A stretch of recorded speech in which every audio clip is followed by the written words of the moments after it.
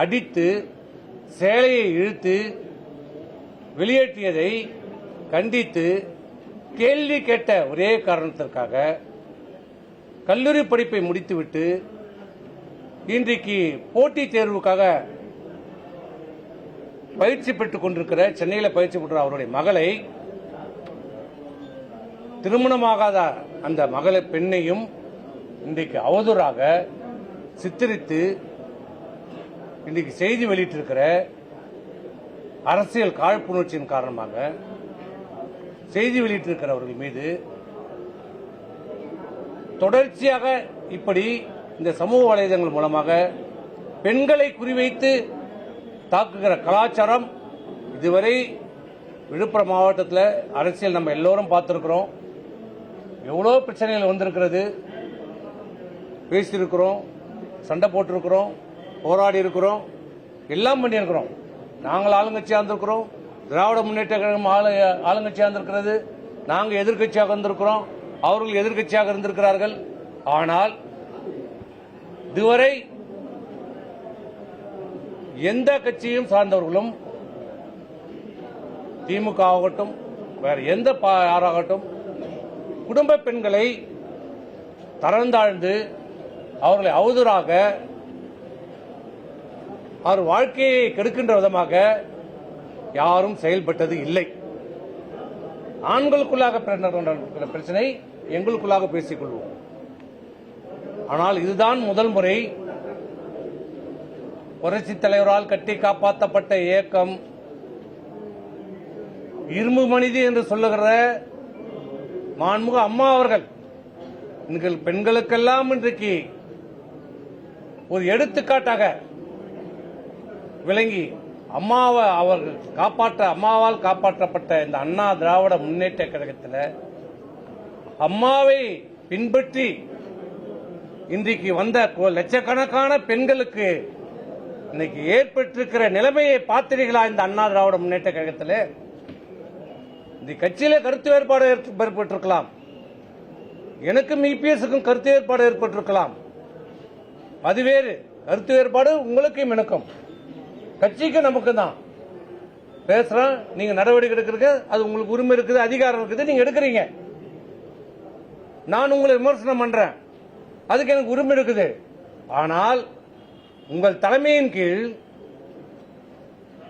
உங்கள் நேரடி பார்வையில் இன்றைக்கு இந்த இயக்கத்தில் உழைத்துக் கொண்டிருக்கிற அம்மாவை பின்பற்றி இந்த கழகத்துக்கு வந்த பெண்களை தரக்குறைவாக மானபங்கப்படுத்தி அவமானப்படுத்தி கேவலப்படுத்தி இப்படிப்பட்ட செய்திகளை பரப்புகின்ற நபர்களை ஊக்குவித்துக் கொண்டிருக்கிற தலைமை இன்றைக்கு இது நியாயமா? இபிஎஸ் அவர்களே, இதுக்கு உங்களுக்கு அழகா இருக்கிறதா? ஏன் உங்கள் வீட்டில் பெண்கள் இல்லையா? ஏன் வீட்டில் பெண்கள் இல்லையா? எல்லார் வீட்டிலும் இருக்கிறாங்க. இது உங்க தலைமைக்கு அழகா? இதுதான் நீங்க கட்சி நடத்துகிற லட்சணமா? நேரம் அம்மா இருந்தால் உங்களுடைய நிலைமை என்ன இருக்கும்? அம்மா இருந்தால் தொட முடியுமா? பெண்களை பற்றி பேச முடியுமா? யாரோ இபிஎஸ் இருக்கிறார், நமக்கு என்ன எப்படி கேட்பார்?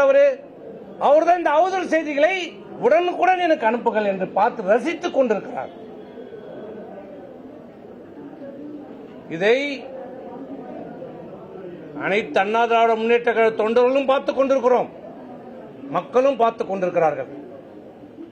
ஆனா காவல்துறை வேடிக்கை பார்த்துக் கொண்டிருக்கிறது. அதுதான் எங்களுக்கு கவலையா இருக்கு. மக்களை காப்பாற்ற வேண்டிய காவல்துறை, குறிப்பாக பெண்களை காப்பாற்ற வேண்டிய காவல்துறை. இந்த அரசு ஒரு மாற்றத்துக்கான அரசாக வரப்பட்டது.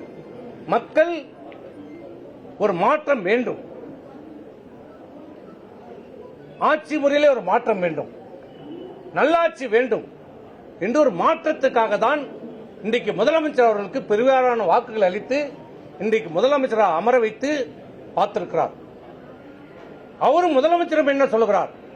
பெண்கள் பாதுகாக்கப்படுவார்கள், பெண்களுக்கு தீங்கி இருந்தால், அநீதி இழைக்கப்பட்டால் உடனடியாக நடவடிக்கை எடுக்கப்படும் என்னுடைய ஆட்சியில் என்றுதான் சிங்கப்பெண் என்ற படையை இன்றைக்கு உருவாக்கி இருக்கிறார் முதலமைச்சர்.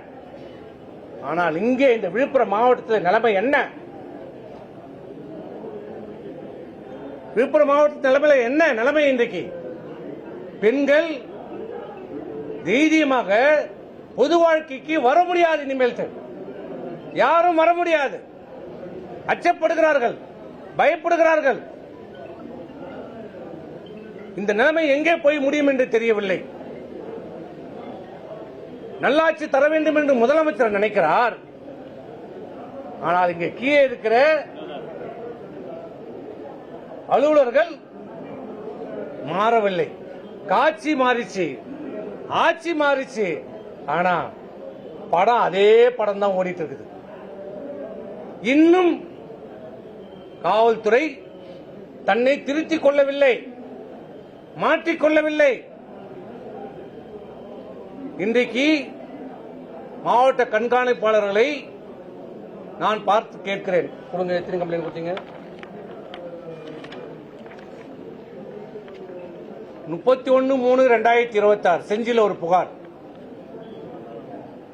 12/6/26 ஒரு புகார் விழுப்புரத்தில், 11/7 செஞ்சில ஒரு புகார், 21/7 விழுப்புரத்தில் ஒரு புகார் எஸ்பி ஆபீஸ்ல கொடுத்துருக்கோம் சைபர் கிரைம்ல, 14/7 ஒரு புகார், 16/7 ஒரு புகார். நேற்று ஒரு புகார் வந்து ஜெயபிரகாஷ் முந்தாயத்து கொடுத்துருக்காரு திண்டிவனத்தில் அட்வொகேட்.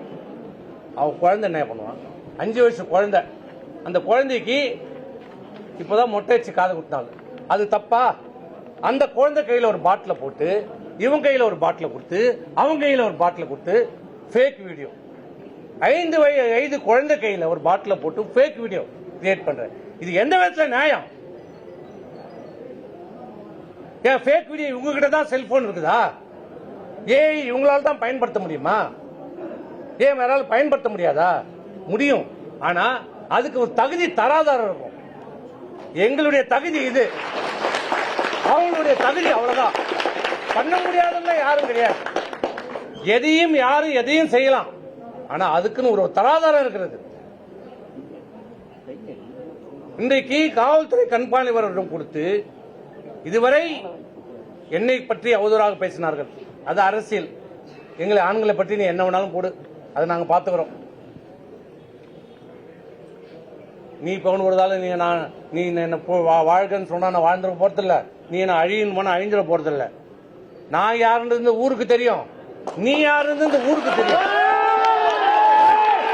அதனால எனக்கு அதை பத்தி கவலை இல்லை. என்னை பற்றி பேசுவதோ மற்றவர்களை பற்றி ஆண்களை பற்றி பேசுவது எங்களுக்கு கவலையே இல்லை. நீ என்ன வேணாலும் பேசிக்கோ. இது ஆனால் பெண்களை தரந்தாழ்த்தி பேசுகிறது. இதன் மீது என்ன நடவடிக்கை என்று கேட்டோம். காவல்துறை அவர் சொல்கிறார் பதில், நான் வழக்கறிஞரை முடிச்சு 85 முடிச்சேன். இன்னைக்கு 36 வருஷம் ஆகுது நான் வழக்கறிஞரா பதிவு செய்து. கிட்டத்தட்ட ஒரு 7 வருஷம் சட்ட அமைச்சராக இருந்திருக்கிறேன். 20 ஆண்டு காலம் சட்டமன்ற உறுப்பினராக இருந்திருக்கிறேன், நாடாளுமன்ற உறுப்பினராக இருந்திருக்கிறேன், அமைச்சராக இருந்திருக்கிறேன்.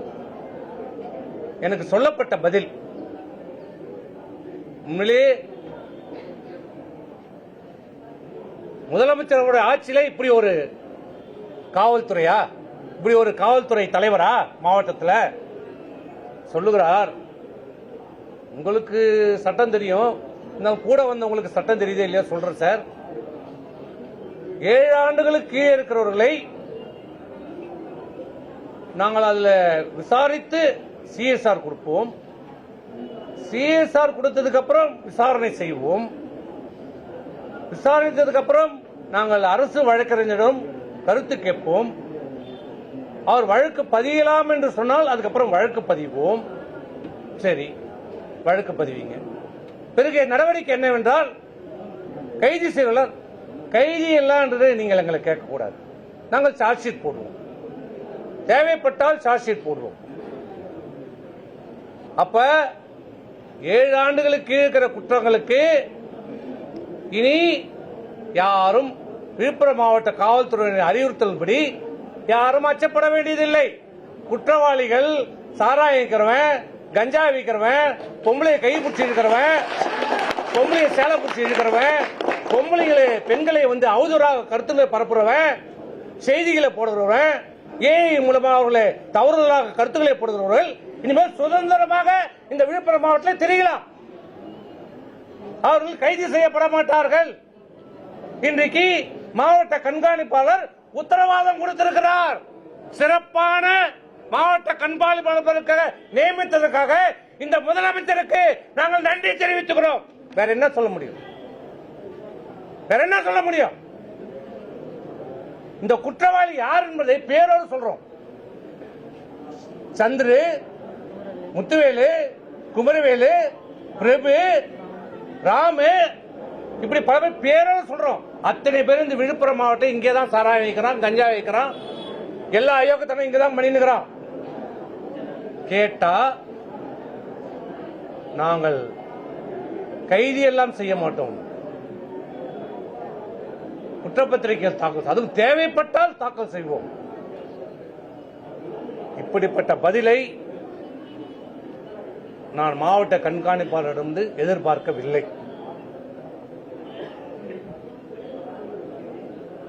ஆகவே இந்த ஊடகத்தின் மூலமாக நான் வைக்கிற வேண்டுகோள், தமிழகத்தினுடைய முதலமைச்சர் அவர்களுக்கு, உங்களுடைய தூய்மையான ஆட்சிக்கு, வெளிப்படைத்தன்மையான ஆட்சி, பெண்கள் பாதுகாப்பாக செயல்பட வேண்டும், நடமாட வேண்டும் என்ற உங்களுடைய எண்ணத்திற்கு ஏற்ப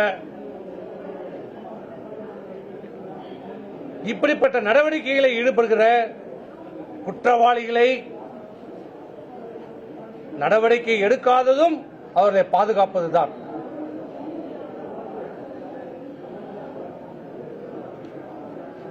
உங்களுடைய கட்டுப்பாட்டில் இருக்கிற இந்த காவல்துறைக்கு அறிவுறுத்தலை வழங்கி முறையான நடவடிக்கை எடுத்து இந்த பெண்களுக்கு ஏற்பட்டிருக்கிற இந்த அநீதிக்கு, இந்த அதர்மத்திற்கு, அவருடைய மன உளைச்சலுக்கு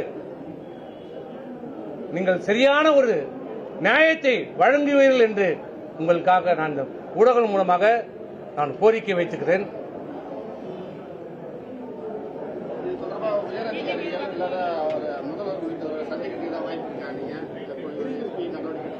கோரிக்கை வச்சிருக்கிறேன், சொல்லியிருக்கிறேன், பார்ப்போம். நடவடிக்கை எடுக்கவில்லை என்றால் அப்புறம் மேல் நடவடிக்கை என்ன எடுப்பது என்பது பற்றி எனக்கு தெரியும், நான் பார்த்துக்கிறேன். இல்லை, இது எல்லாம் இப்போ இதுவரையும் நடந்த சம்பவங்கள் எல்லாம் கொடுத்து நடவடிக்கை எடுக்கணும்னு கேட்டிருக்கிறோம். அவர் தான் சொல்லிட்டாரு 7 வருஷத்துக்கு கைது இல்லைன்னு. மாவட்ட செயலாளர் மீது பொதுக்குழு கூட்டத்துக்கு அவசியம் இல்லைங்க.